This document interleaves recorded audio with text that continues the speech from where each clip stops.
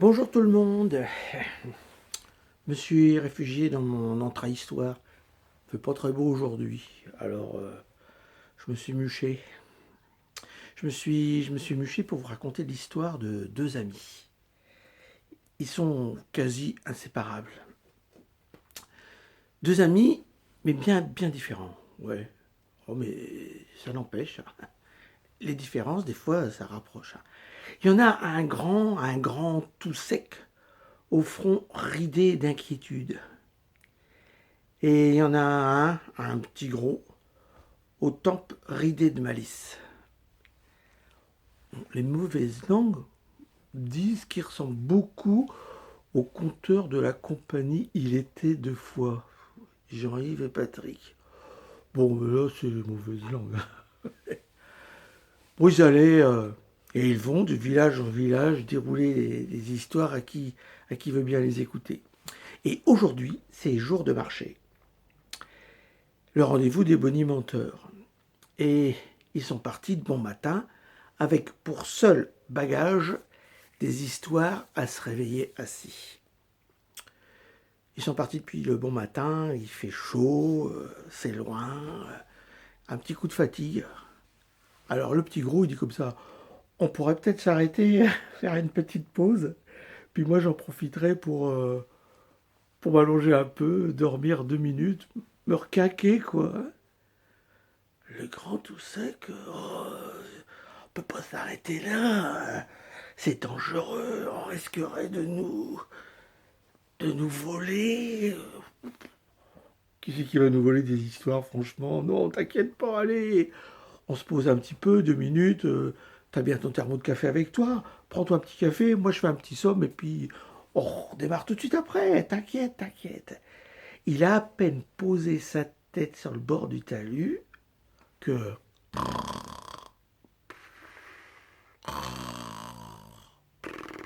il ronfle, il dort comme un gros bonbon bébé. Le grand, il en revient pas, mais comment il peut être aussi insouciant, s'allonger comme ça, dormir sur le bord du chemin, alors qu'on pourrait nous... Il regarde partout, il est inquiet, il est vigilant, il monte la garde, il regarde son ami qui ronfle, qui ronfle, qui ronfle. Et là, voit un truc incroyable.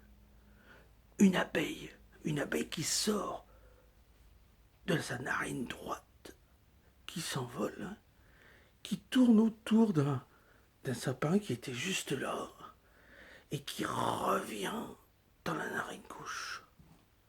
Et à peine l'abeille est-elle entrée que l'autre se réveille. Oh, oh allez, oh, je suis... Ah, j'ai bien dormi, je me suis bien raquaqué.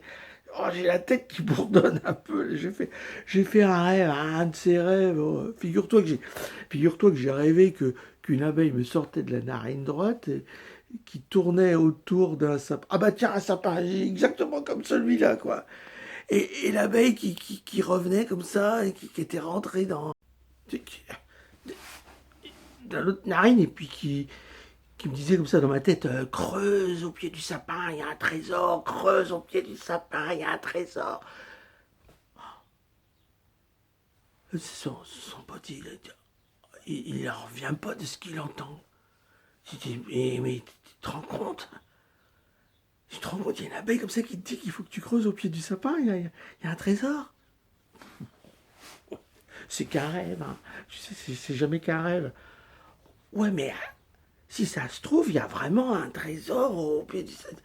Va creuser. Arrête un peu.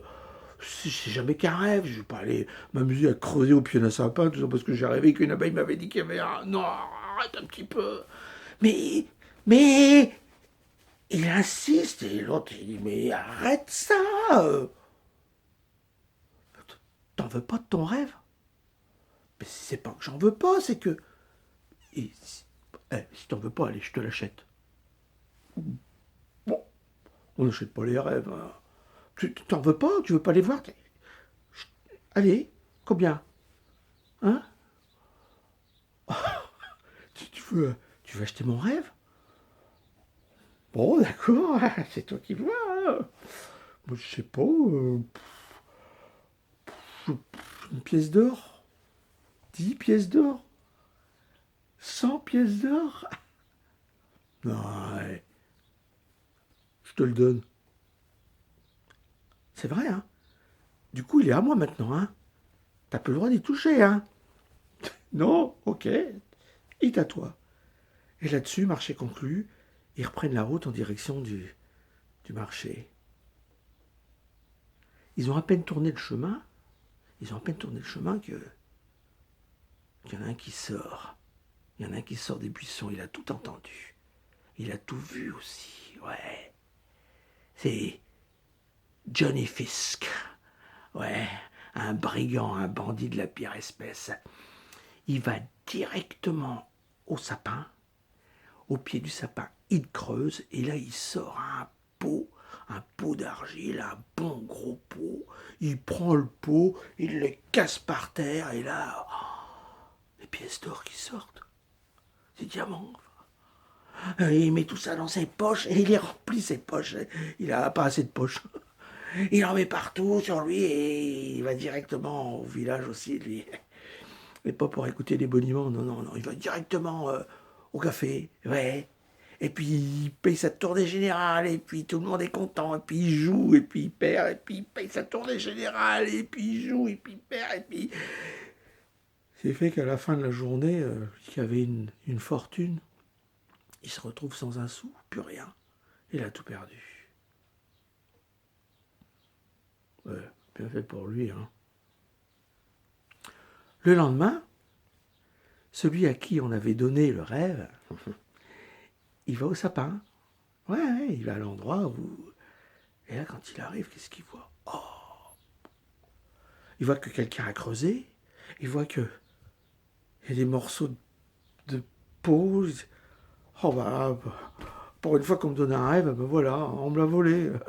On me l'a pris. Il est complètement désespéré. Oh bah non, c'est pas juste, hein. Il prend les bouts de peau brisés, puis il voit qu'il y a quelque chose d'écrit dessus. C'est écrit en gothique. Et regarde, c'est pas très lisible, alors il faut nettoyer. Et regarde, c'est écrit sur un des morceaux, c'est que le premier des 7. Le premier des 7. Le premier des 7. Le premier des 7. Le premier des 7 pots? Ah, va savoir.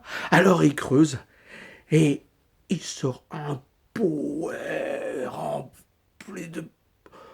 Il creuse encore et un deuxième, et il creuse et un troisième, un quatrième, un cinquième, un sixième, un septième. Non, pas un septième, il y en a que 6. Le premier des 7. Et là, aligne devant lui 6 pots de terre cuite, tous remplis d'or, de pièces d'argent, de diamants.